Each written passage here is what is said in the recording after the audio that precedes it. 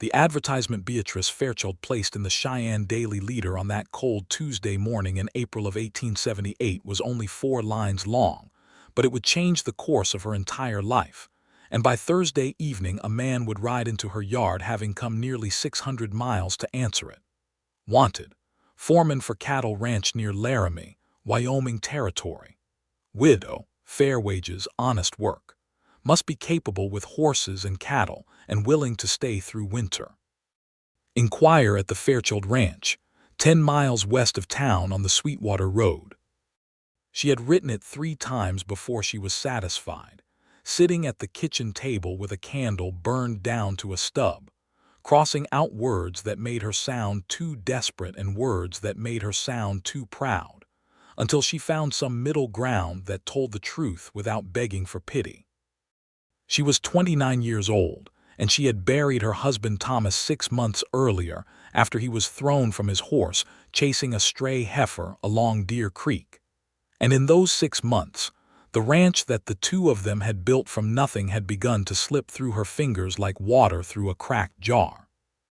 2 of the 3 hired hands Thomas had kept had left within a month of the funeral, taking work on a bigger spread near Cheyenne where the pay was steadier and the future more certain.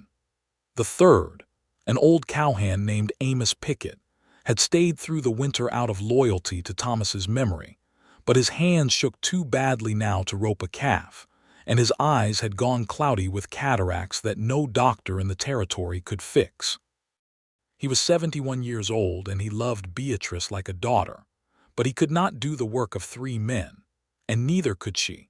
Not with 200 head of cattle scattered across 4,000 acres of Wyoming grassland, and a neighbor to the north who watched her fences the way a wolf watches a wounded elk.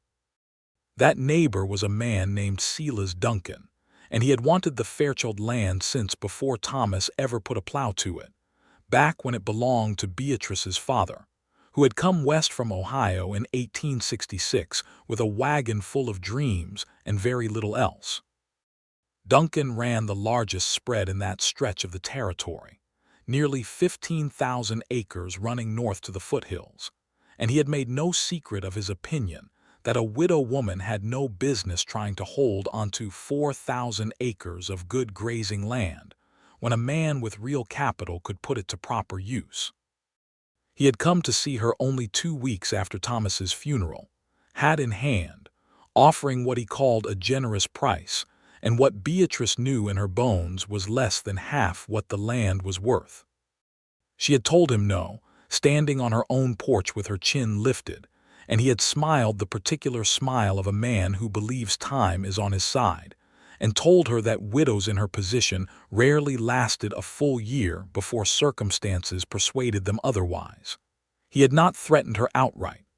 Silas Duncan was too careful a man for that.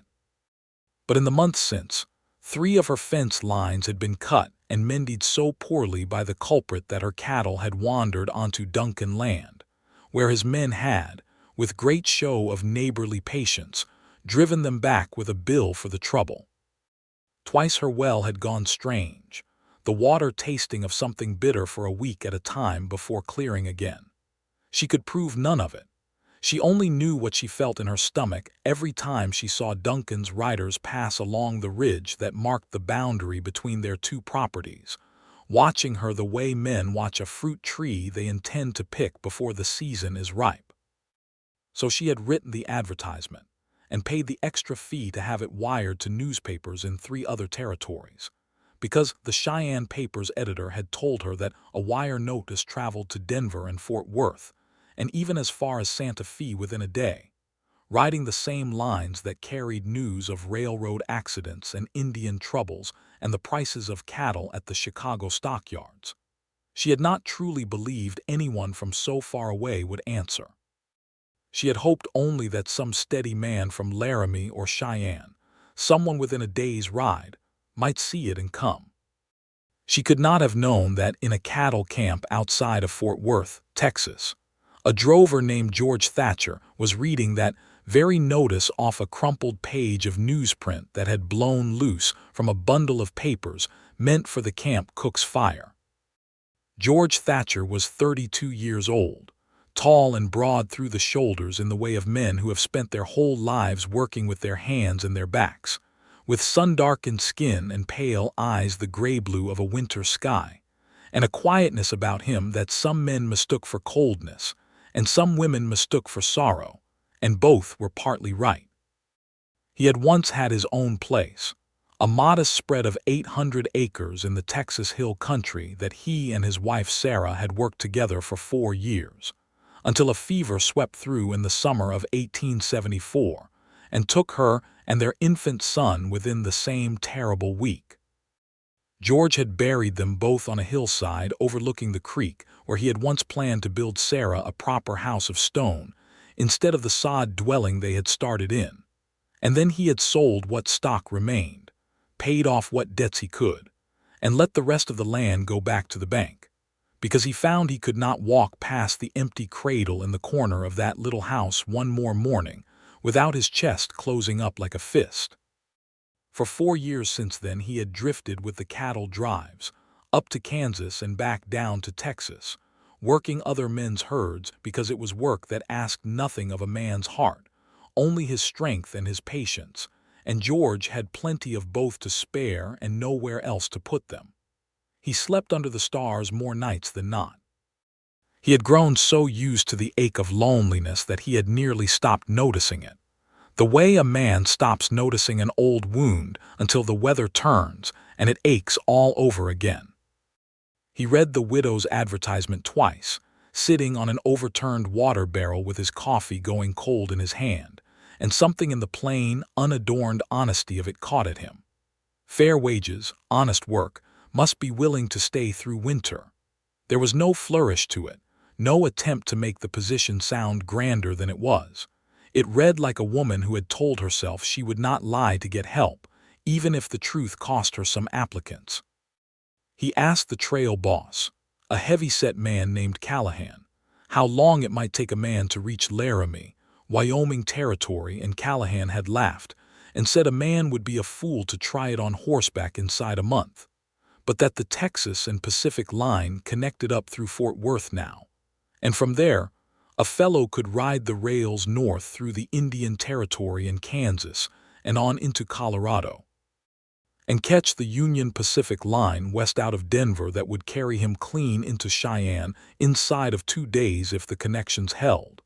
And from Cheyenne, it was only a half-day's ride south and west to Laramie, and another 10 miles beyond that to find the Fairchild Ranch itself. George had $300 saved from 4 years of drives, money he had always told himself he was saving for some purpose he could not name, and he understood in that moment, sitting on the barrel with the newspaper going soft in his big hands, that the purpose had arrived. He gave Callahan 2 weeks' notice that turned into 2 hours, because something in him would not wait, and by nightfall on that same Tuesday, he was on a southbound coach into Fort Worth to catch the evening train. His horse, a steady bay gelding named Samson, loaded into a stock car behind him, because George Thatcher had learned long ago never to trust his life to a horse he had not raised and trained himself.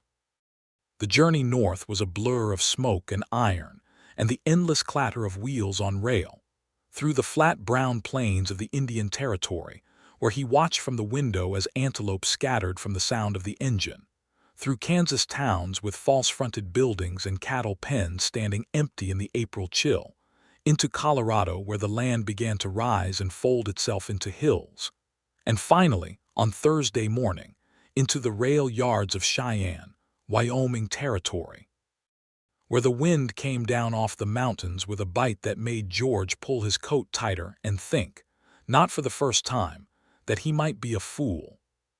He unloaded Samson from the stock car himself, checked the gelding's legs and hooves with the careful attention of a man who trusted nothing to chance, and swung up into the saddle a little past noon on Thursday, asking directions at the depot from a freight agent who pointed him southwest along the Sweetwater Road, and told him he would want to make Laramie before dark if he did not want to be caught out on the open range in a Wyoming spring storm, which could turn a man to ice quicker than any Texas winter George had ever known. He rode hard, because something in him did not want to arrive on Friday when he might yet arrive on Thursday, as though the day itself mattered, as though a woman he had never met might be keeping some kind of count. The land unrolled around him, vast and pale gold with new grass, broken by outcroppings of red rock and stands of cottonwood following the line of creeks he could not name, and far off to the west the mountains stood white-capped and indifferent against a sky so blue it seemed to hum. He passed few travelers on that road. He passed a freight wagon heading east, its driver lifting a hand in the universal greeting of men who share a lonely country, and he passed a small cluster of buildings that might have been a stage stop, and he did not stop at either, because the sun was already sliding down toward the western peaks, and he had a promise to keep to a woman who did not yet know he existed. He reached the turnoff for the Sweetwater Road proper as the light was going amber, and he found the Fairchild Ranch just as the freight agent in Cheyenne had described it, a low ranch house of hewn logs with a stone chimney at one end, a barn and a scattering of outbuildings, and beyond them, fence lines running out into the gold and green of the range, catching the last of the sun. He slowed Samson to a walk as he came into the yard, aware suddenly of how he must look after 3 days of hard travel, unshaven and dust-covered, and aware too of the strangeness of what he was doing, riding up to a stranger's door on the strength of 4 lines of newsprint, and some feeling in his chest he could not properly name. Beatrice Fairchild was standing on the porch when he rode in, having heard Samson's hooves on the packed earth of the yard, and she had a rifle resting in the crook of her arm, not raised, not threatening exactly, but present, the way any sensible woman alone on a Wyoming ranch would greet an unknown rider at dusk. She was slender but not fragile, dressed in a plain gray work dress with her sleeves rolled to the elbow and her dark hair pulled back in a braid that had come loose in places from a day's labor, and her eyes, when George drew close enough to see them clearly in the failing light, were a warm brown that held both wariness and an exhaustion so deep it seemed to live in her bones. "That is close enough," she said, and her voice was steady, though George could hear the effort it took to keep it so. "State your business." George drew Samson to a stop a respectful distance from the porch and took off his hat, holding it against his chest in both hands. "My name is George Thatcher, ma'am. I read your advertisement in a Texas newspaper on Tuesday. I have come about the position of foreman." For a long moment she only looked at him, and George understood that she was doing arithmetic in her head, the same arithmetic he had done himself somewhere around the Kansas border, trying to reconcile the distance with the time. "Texas," she said finally, as though testing the word for truth. "You have ridden from Texas since Tuesday." "Took the rail as far as it would carry me, ma'am, and rode the rest," George said. "It is Thursday evening. I hope that is not too late." Something moved behind her eyes then, some flicker that was not quite a smile but was its distant cousin, and she lowered the rifle from the crook of her arm, though she did not set it aside entirely. "Mr. Thatcher," she said, "you will forgive me if I find that hard to believe." "I do not blame you," George said. "I found it hard to believe myself most of the way here." She studied him a while longer, taking in the dust on his coat, the exhaustion in the set of his shoulders, the honest plainness of his face, which was not handsome in any way that would have turned heads in a city but had a solidness to it that some might have called trustworthy, and others might have simply called tired in the same way she herself was tired. "Why," she said at last, "would a man ride 600 miles for a foreman's wage on a ranch he has never seen, for a woman he has never met?" It was a fair question, and George considered his answer carefully before he gave it, because he had turned the same question over in his own mind more than once during the long hours on the train. "Truthfully, ma'am, I could not tell you with any certainty. I have been drifting a long while, working other men's cattle, sleeping under other men's stars. I read your advertisement and it struck me as an honest piece of writing from an honest person in a hard spot, and I thought I might be of use to someone for a change, instead of just passing through. That is the whole truth of it, such as it is."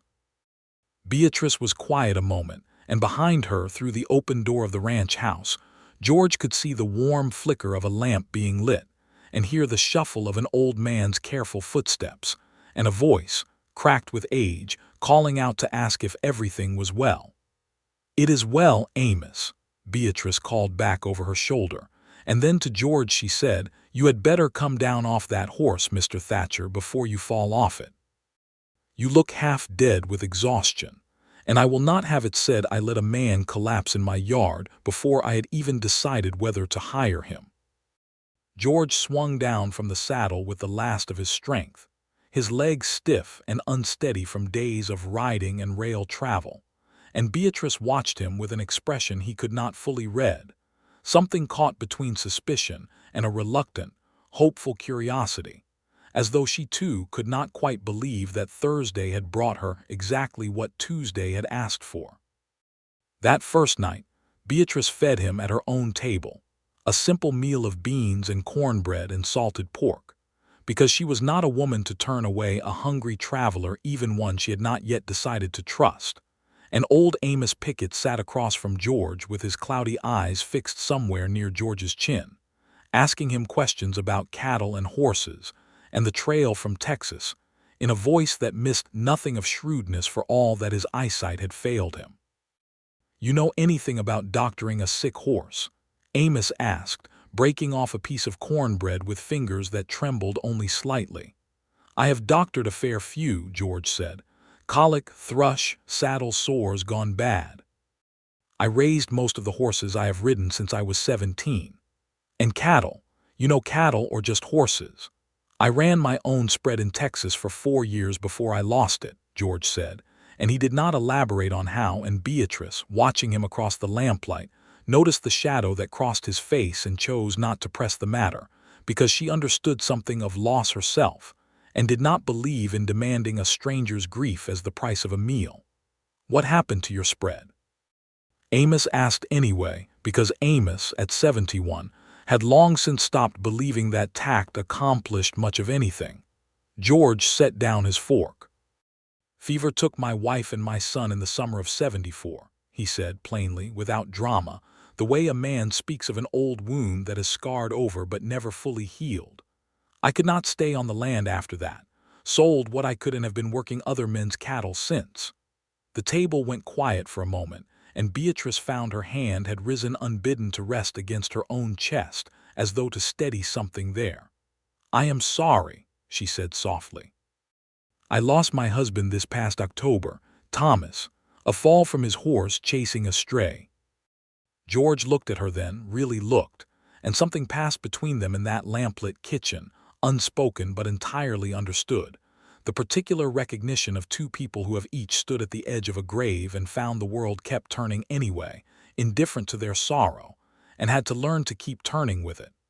"Then I am sorry also," George said, "for your loss, and I expect for mine, since it seems we are trading griefs at your table like other folks might trade the weather." It was a small joke, gently made, and it startled a laugh out of Beatrice, a short surprised sound that seemed to embarrass her as much as it pleased her, and Amos grinned his gap-toothed grin across the table and said, "Well, I like him already, Beatrice. He has got some sand in him, riding all this way, and he does not flinch from hard talk. That is worth more than you might think out here." Beatrice did not commit herself that first night beyond offering George a bed in the bunkhouse and a promise to discuss terms in the morning, but she lay awake a long while in her own bed, listening to the wind move through the cottonwoods outside her window, thinking of the stranger sleeping in the bunkhouse who had crossed half a continent on the strength of 4 printed lines, and wondering what manner of man did such a thing, and whether she dared to trust him. In the morning, she found him already up before dawn, out in the corral working with a young horse Thomas had never managed to break properly, a chestnut mare with a wild eye and a habit of biting that had made even Amos give up on her the previous autumn. George was not roping her or forcing her. He stood at the center of the corral with a long lead in his hand, moving in slow, patient circles, letting the mare run herself out, speaking to her in a low murmur that Beatrice could not make out the words of but could hear the tone of, steady and unhurried, the same tone he had used at the supper table the night before. She watched from the porch with a cup of coffee going cold in her hands, and by the time the sun had cleared the eastern hills, the mare had slowed her circling to a walk, and then to a stand, and George was resting a bare hand against her sweat-darkened neck, and the horse was not biting him at all. "That is Delilah," Beatrice called out, coming down off the porch. "My husband bought her thinking to break her for riding stock. She has thrown every man who tried in the last 8 months. "She is not mean," George said, not turning from the mare. "She is scared. Somebody handled her rough early on before your husband ever bought her. She just needs to learn that not every hand means to hurt her." Beatrice came to stand at the corral fence, close enough now to see the care in George's movements, the gentleness that seemed at odds with the sheer size and strength of him. "You have a way with her," she said. "Takes time is all," George said. "Same as most things worth having." Beatrice looked at him a long moment, and then said, in the plain and businesslike tone she had decided in the night she would use, "The wage is $30 a month with board, Mr. Thatcher, and a share of the calf crop come autumn if the herd holds together and the count is good. You would be expected to manage the hands I do have, such as they are, mend fence, ride the herd, and generally see to it that this ranch does not fall apart around my ears before winter comes again. Does that suit you?" George turned from the mare then and looked at her fully, and something in his pale eyes seemed to settle, as though a question he had been carrying since Tuesday had finally been answered. "That suits me fine, ma'am," he said. "I will earn every dollar of it, or you can send me on my way." "See that you do," Beatrice said, though there was less iron in it than she intended, and she turned back toward the house before he could see the small, unwilling smile that had crept onto her face, because it would not do, she told herself firmly, to let a hired man see how relieved she was. The weeks that followed brought a change to the Fairchild Ranch that Beatrice would not have thought possible only a month before. George Thatcher worked from before dawn until well after dark, mending fence lines that had gone slack with neglect, doctoring cattle that had gone unchecked through a hard winter, and training not only Delilah but 2 other horses that Thomas had bought cheap and never had time to properly gentle. He hired on, with Beatrice's approval, 2 more hands from Laramie, a young man named Wyatt Shaw who was eager and green but willing to learn, and an older cowhand named Frank Odell who had worked cattle in the territory for 15 years and knew the country better than any map. Under George's steady direction, the outfit began to run the way Thomas had once dreamed it might, and Beatrice found herself, for the first time since October, sleeping through a full night without waking to worry over some fresh disaster. She found herself, too, watching George Thatcher more than she meant to. She watched him at the supper table, listening with genuine attention when Amos told his long, rambling stories of the early days in the territory, laughing in a low, easy way that seemed to loosen something in his chest each time it happened. She watched him in the corral at dawn, patient with the horses in a way that spoke of some deep well of gentleness he did not often let show elsewhere. She watched him ride out at dusk to check the far fence lines even when he was bone-tired from a full day's work, because he had told her once simply that a ranch left unwatched was a ranch inviting trouble, and Beatrice understood without his saying so that he meant Sela's Duncan. Duncan had not stayed away, of course. He came by twice in George's first month, ostensibly to discuss boundary lines, and once to complain, with elaborate courtesy, about a handful of Fairchild cattle that had wandered onto his land, though George pointed out, in a tone of perfect politeness that nonetheless carried a clear edge, that the fence in question had been cut clean through with wire cutters, not broken by any animal, and that he intended to ride that section himself from then on to see it did not happen again. Duncan had smiled his patient smile and said that accidents happened on the range all the time and ridden off, and Beatrice had watched George's jaw tighten as the man went, and understood that whatever else George Thatcher was, he was no fool, and he had taken Duncan's measure quickly and found it wanting. "He means to have this land," George said to her that evening, as they stood together at the corral fence watching the sun go down behind the mountains, the sky streaked in colors like a fire banked low. "I have seen men like him before. He will not come at you straight, not while there is a law in Laramie that might take an interest. He will wear you down instead, cut fences, poison a well if he thinks he can get away with it, spread word in town that your operation is failing, so no bank will extend you credit and no honest man will hire on. He wants you tired enough to sell cheap and grateful for the offer. And you think you can stop that," Beatrice said, though it was not quite a question. "I think I can make it harder for him," George said. "I cannot promise more than that. But I did not ride 600 miles to watch a good ranch get stolen out from under an honest woman by a man too much of a coward to fight for it honestly." Beatrice looked at him then in the fading light and felt something shift in her chest that she was not yet ready to name, some warmth that had nothing to do with the coming summer and everything to do with the steady, quiet strength of the man standing beside her. "You did not know I was honest," she said, "when you decided to come." "No," George agreed, "but I had a feeling.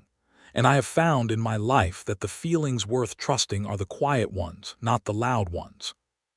It was in early June, with the calves growing fat on the spring grass and the herd count looking better than it had in 2 years, that Silas Duncan's patience finally ran out. Beatrice would later understand that he had grown alarmed by the ranch's evident recovery, by the talk in Laramie of the widow Fairchild's new foreman who had turned the operation around, by the simple fact that his strategy of slow attrition was failing in the face of George Thatcher's competence, and that a man like Duncan, faced with a failing strategy, did not retreat but escalated. It began with the theft of 11 head of cattle from the north pasture, taken in the dead of a moonless night, the tracks leading toward the boundary with Duncan's land before vanishing into a rocky wash where they could not be followed. George rode out with Frank Odell at first light to investigate and came back grim-faced, saying that whoever had done it knew the land well and had covered their trail with care, which spoke of local knowledge rather than passing rustlers. "Duncan's men," Beatrice said, standing in the yard with her arms crossed against a morning chill that had nothing to do with the weather. "Can't prove it," George said, "but I would bet my saddle on it.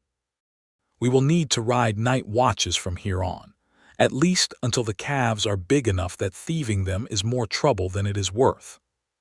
The night watches were hard on all of them, splitting the dark hours between George, Frank, and young Wyatt, leaving each man short on sleep and short on temper, and Beatrice, unable to simply sit in the house while the men she had come to think of as her own people wore themselves thin protecting what was hers, began riding out with a lantern at midnight to bring hot coffee and cold biscuits to whoever held the watch, an act that Amos considered improper for a widow and George considered, though he did not say so, one of the finest things he had ever seen a woman do.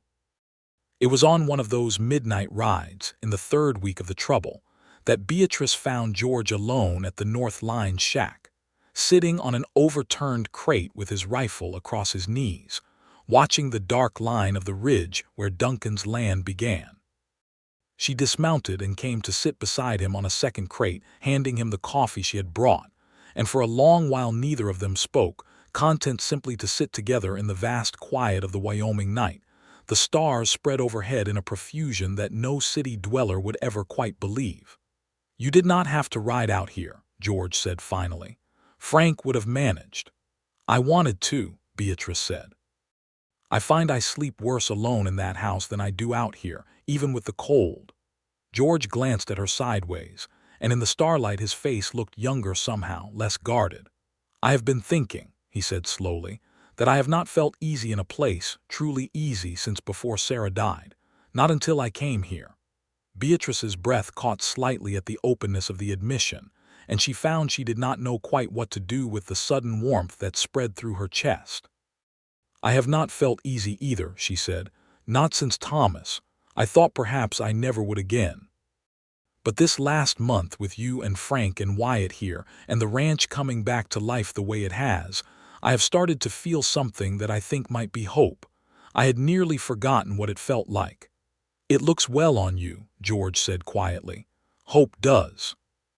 She turned to look at him then, and he was already looking at her. And for a moment the space between them seemed to hum with something unspoken, some possibility neither of them had yet dared to voice. And Beatrice thought, with a small shock, that she wanted very much to close that distance, and was equally certain that it would be improper, that it was too soon after Thomas, that George was her hired man and she his employer, and such things simply were not done. And so she looked away first, back toward the dark ridge, and the moment passed, though it did not vanish. It only waited. I should get back, she said. Amos will worry. I will ride the rest of the watch, George said, and if there was disappointment in his voice, he did not let it show beyond a certain rough gentleness in his farewell. And Beatrice rode home through the starlit dark with her heart beating faster than the pace of her horse could account for. The trouble with Duncan came to its crisis 2 weeks later, in the first week of July, on a night when George was riding the far fence alone, because Frank had taken ill with a summer fever, and Wyatt had been sent to Laramie for supplies.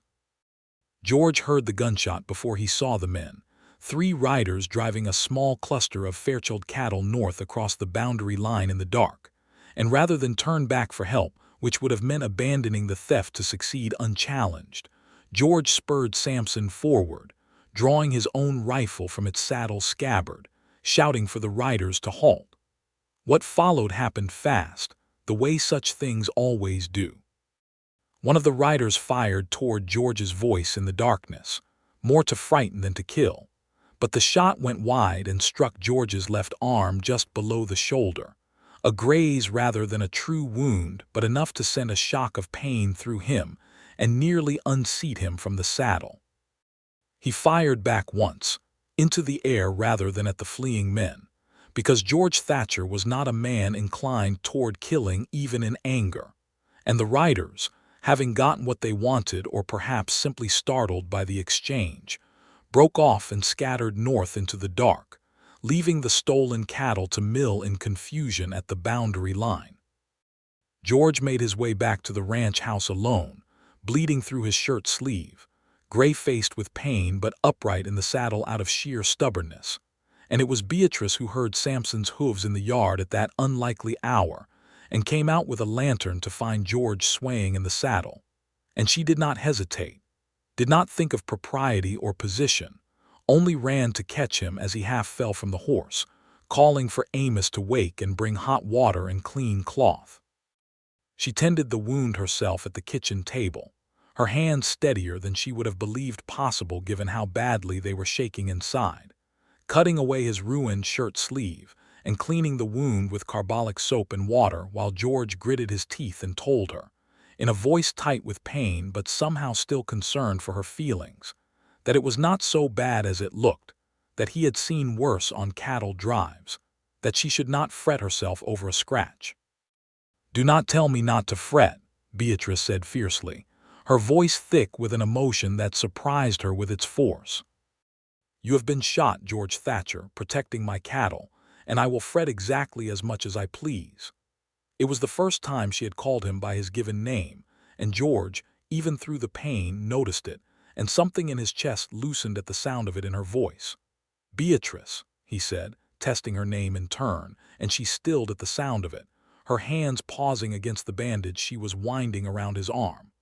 "I would ride into 100 gunshots before I would let harm come to this place. To you, I do not say that lightly." She looked up at him then, her eyes bright with unshed tears that were part fear and part something else entirely, something that had been building in her since that midnight conversation at the line shack, since the day she had watched him gentle a wild-eyed mare with nothing but patience, since perhaps the very moment he had ridden into her yard on that Thursday evening 3 months before, dust-covered and exhausted, having crossed half a continent on the strength of an advertisement and some feeling he could not name. "George," she said softly, "I have been trying very hard not to feel what I feel for you because it seemed too soon, and because you work for me, and because I did not know if it was even proper to feel it at all. But I am tired of trying not to feel it. I think I have fallen in love with you, and I do not know what to do about that except to tell you so." George reached up with his good arm and cupped her face gently, his rough thumb brushing away a tear she had not realized had fallen. "I think I fell in love with you somewhere around the third day. I watched you ride out at midnight with hot coffee, for men you had no obligation to comfort," he said. "I have been trying not to feel it too, for all the same reasons. I am glad we have both stopped trying." She leaned down then, and he leaned up to meet her, and the kiss that passed between them in that lamplit kitchen was gentle and searching and long overdue. And when it ended, Beatrice found she was laughing softly through the last of her tears, and George was smiling in a way Amos, listening shamelessly from the doorway of his room, had not seen on the younger man's face in all the months he had known him. "Well," Amos said, shuffling into the kitchen with his cane, feigning gruffness though his cloudy eyes were suspiciously bright, "it took you both long enough. I have been waiting on this since the second week, when you two started finding reasons to stand too close at the corral fence." Beatrice laughed outright at that, and George, wounded arm and all, laughed with her, and for the first time since Thomas's death, the ranch house felt, to Beatrice, entirely full of warmth. But Silas Duncan was not finished, and the shooting, rather than ending the trouble, seemed only to sharpen his resolve. For a man like Duncan, having been caught out in an act of theft and violence, understood that his next move must be decisive or his whole scheme would collapse. He rode to Laramie the following week and filed a complaint with the Territorial Land Office, claiming, on the strength of a survey he had commissioned himself, that the northern boundary of the Fairchild property had been improperly recorded a decade earlier, and that in truth some 600 acres of the disputed north pasture, including the very ground where the cattle theft had occurred, belonged rightfully to his own holding.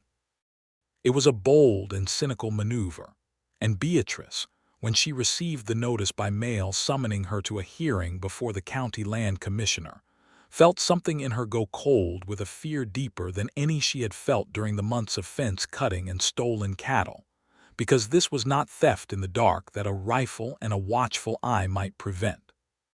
This was an attack through the law itself, through paper and survey lines and the slow grinding machinery of territorial government, and against that George Thatcher's strength and patience with horses would count for very little. "We will need a lawyer," George said, pacing the length of the kitchen with his bandaged arm still bound close to his chest, "and we will need the original survey papers from when your father first claimed this land. Do you have them?"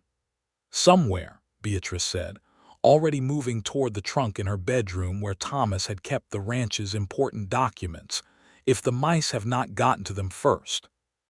They found the original survey, drawn up by a territorial surveyor in 1868 when Beatrice's father first filed his claim, still legible though yellowed with age, and George, who had learned more of legal matters than most cowhands during the settling of his own Texas debts, pored over the document by lamplight with a concentration that reminded Beatrice, watching him, of the same patient focus he brought to a nervous horse.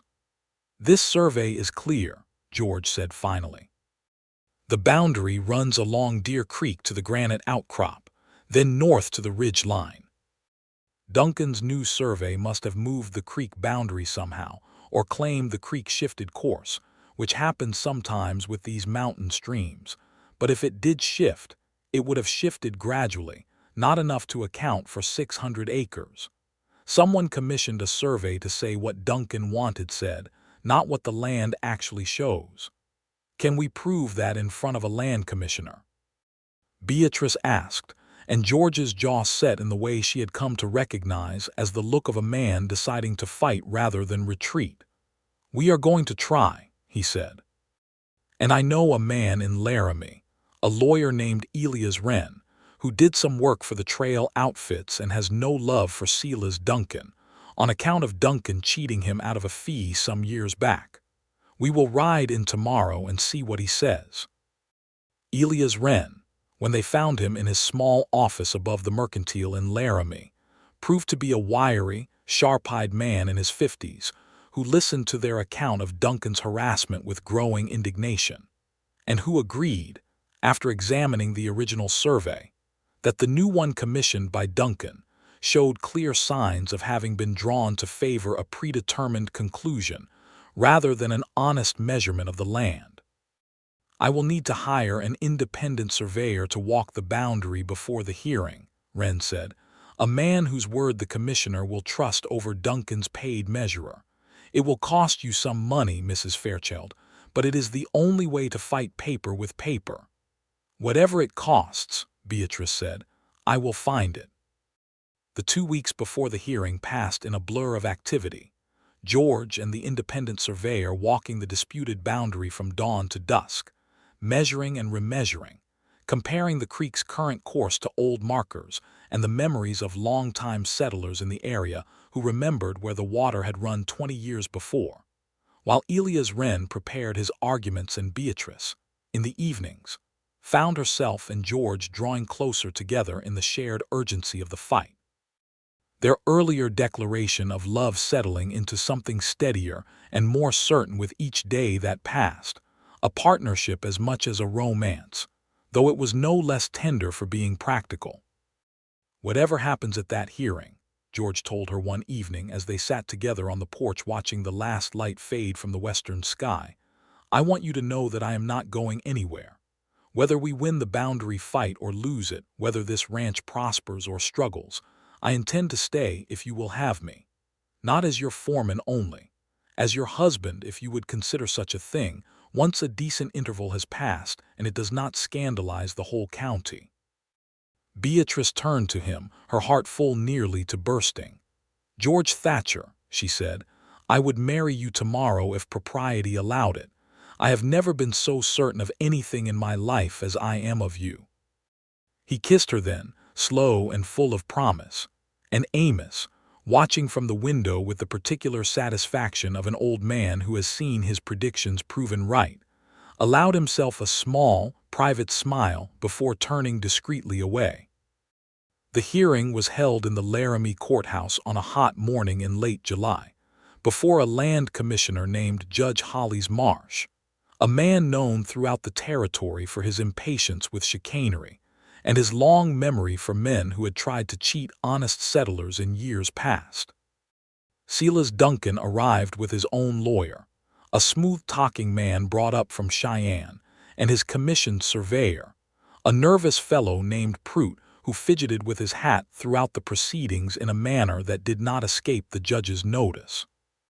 Elias Wren presented the original 1868 survey first, methodical and clear, walking the judge through the boundary line as it had been recorded a decade earlier, then called the independent surveyor, a respected man from Cheyenne named Otis Grimes, who testified that he had personally walked the boundary in question and found the creek's course altered by no more than 40 feet in either direction over the decade, well within the range of natural shifting for a mountain stream, and nowhere close to accounting for the 600 acres Duncan's survey claimed. "And this new survey, commissioned by Mr. Duncan," Wren said, holding up Prout's document for the judge to see, "shows the creek shifted nearly a quarter-mile from its original course. Mr. Grimes, in your professional opinion, is such a shift possible for a stream of this size and character?" "It is not possible, sir," Grimes said firmly. "Not without some catastrophic flood or earthquake that would have left obvious physical evidence on the land, evidence which I did not find, and which no one in this county has ever reported." Judge Marsh's eyes moved to Duncan's surveyor, Prout, who had gone pale and was twisting his hat with such nervous energy that the brim had begun to tear. "Mr. Prout," the judge said, "would you care to explain the discrepancy between your survey and Mr. Grimes's findings?"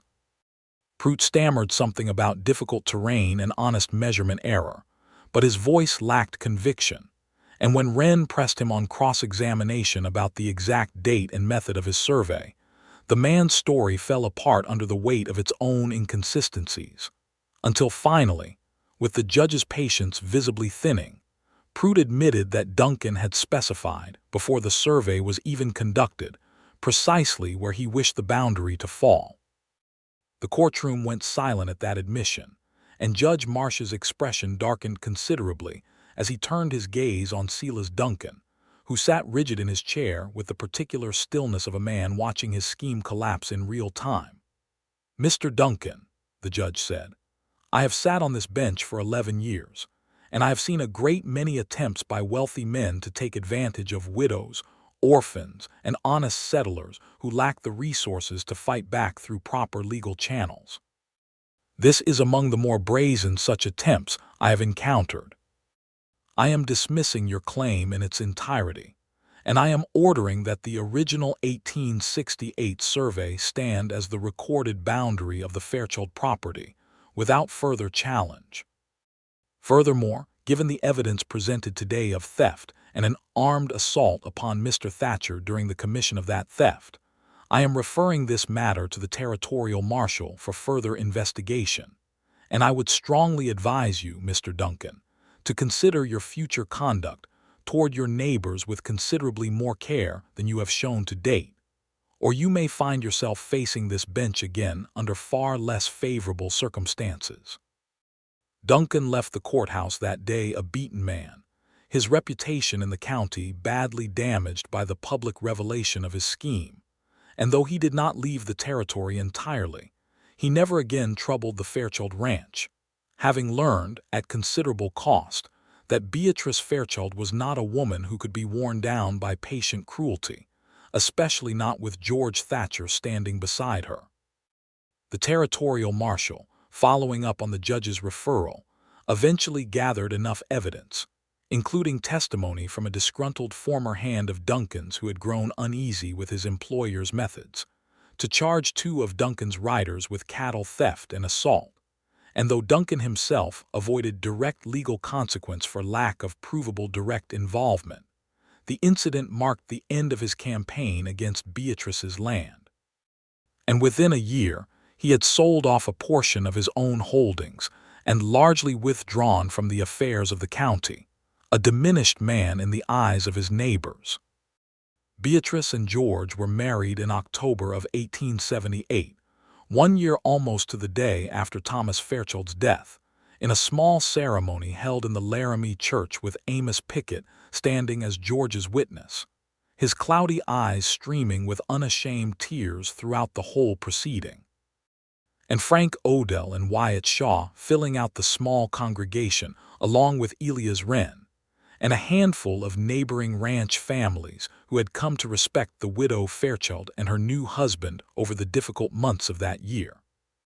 Beatrice wore a simple dress of pale blue that had been her mother's, altered to fit her, and George wore a suit borrowed from Elias Wren that fit him poorly across the shoulders, because George Thatcher had never in his life needed a suit and did not own one, and neither of them cared in the slightest about the ill fit of the coat, because when the minister pronounced them husband and wife and George kissed his bride in front of the small assembled crowd, the joy on both their faces was so evident and so complete that even the sternest of the neighboring ranch wives found themselves dabbing at their eyes with handkerchiefs. They built a new wing onto the ranch house that first winter, George working alongside Frank and Wyatt on the days the weather allowed, adding rooms enough for the family they both hoped to build. And Beatrice found, in the years that followed, that the hope she had first felt stirring in her chest during those long midnight watches with George at the line shack had grown into something rich and abundant and entirely real. Their first child, a son they named Thomas George Thatcher in honor of both the husband Beatrice had lost and the husband she had found, was born in the autumn of 1879, a healthy boy with his father's steady gray-blue eyes and, everyone agreed, his mother's stubborn chin. 2 years later came a daughter, Sarah Ann, named for the wife and infant George had lost so many years before in Texas, a naming that George wept over privately in the barn the evening Beatrice suggested it, moved beyond words that his new family would carry forward the memory of his old one, rather than asking him to leave it behind entirely. A third child, Another son they called Amos in honor of the old cowhand who had stood by Beatrice through her hardest year, arrived in 1884, by which time old Amos Pickett himself, though nearly blind and increasingly frail, still insisted on sitting in a chair by the corral each morning to listen to the horses and offer his opinion on their training, an opinion George always solicited with genuine respect, even when he had no intention of following it. The ranch itself prospered steadily through those years. The herd growing from the 200 head Beatrice had struggled to protect in 1878 to nearly 1,000 head by the mid-1880s. As George's steady management and Beatrice's careful attention to the ranch's finances combined to build something neither of them could have achieved alone. Wyatt Shaw grew from a green boy into a capable hand, and eventually a foreman in his own right on a neighboring spread, always grateful for what he had learned in his early years under George's patient instruction. Frank Odell stayed on with the Fairchild Thatcher Ranch until his own retirement in 1890, by which time Wyoming had at last achieved statehood, a milestone the whole territory had awaited for years, and which Beatrice and George celebrated with a gathering of neighbors that stretched long into a warm July evening, full of music from a borrowed fiddle, and dancing on the packed earth of the yard. Old Amos Pickett lived to see that celebration, dying peacefully in his sleep the following winter at the age of 83, having spent his last years surrounded by the family he had helped Beatrice build, and George and Beatrice buried him on the hillside behind the ranch house, beside the small stone marker they had placed there years before for Thomas Fairchild, because Beatrice had always believed that the dead who loved a place ought to remain near it, watching over those who came after. On a spring evening in 1895, with their 3 children grown into young adults and their eldest son Thomas George preparing to bring a bride of his own to live on a portion of the ranch George had set aside for him, George and Beatrice stood together at the same corral fence where they had first spoken honestly of their feelings all those years before, watching the sunset paint the sky in the same fire colors it always had, the mountain standing eternal and indifferent in the distance. "Do you ever think," Beatrice said, leaning into George's shoulder as his arm came around her, "about that advertisement I wrote all those years ago? I nearly did not send it to the other territories. I thought it would be a waste of money, that no one so far away would ever answer." "I think about it often," George said, pressing a kiss to the top of her head, his hair now touched with gray at the temples but his eyes as steady and warm as they had ever been. "I think about reading those 4 lines on a barrel outside Fort Worth, and something in my chest simply knowing, before I could have explained why, that I needed to come. I have never regretted a single mile of that ride." 600 miles, Beatrice said softly, "for a foreman's position on a ranch you had never seen."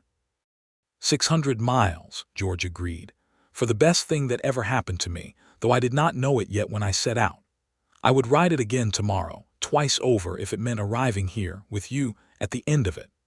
Beatrice turned in his arms to face him fully, her brown eyes bright with the particular contentment of a woman who has built, alongside the man she loves, a life far richer than either of them had dared to hope for in their separate griefs all those years before. "I am glad you rode fast enough to make it by Thursday," she said, smiling. "I do not think I could have borne the waiting if you had arrived even a day later." "I could not have arrived any slower," George said, "not once I had read your words and known, somehow, that they were meant for me to find." And he kissed her then, in the fading light, with all the tenderness of a love that had been tested by hardship and had only grown stronger for the trial, while behind them the ranch house glowed warm with lamplight, and their children's voices carried faintly on the evening air, and the Wyoming sky stretched wide and endless overhead, holding within it, as it always had, room enough for every hope a heart could carry. They lived out the remainder of their years on that same land, watching their children marry and have children of their own, watching the herd grow and the ranch house expand to hold new generations, watching the wild territory they had first known settle slowly into statehood and civilization around them. And never once, in all those years, did either of them forget the strange and wonderful chance that had brought them together. A widow's honest advertisement posted on a Tuesday, and a lonely drifting cowhand who had read it 3 days later and known, against all reasonable sense, that he had to go.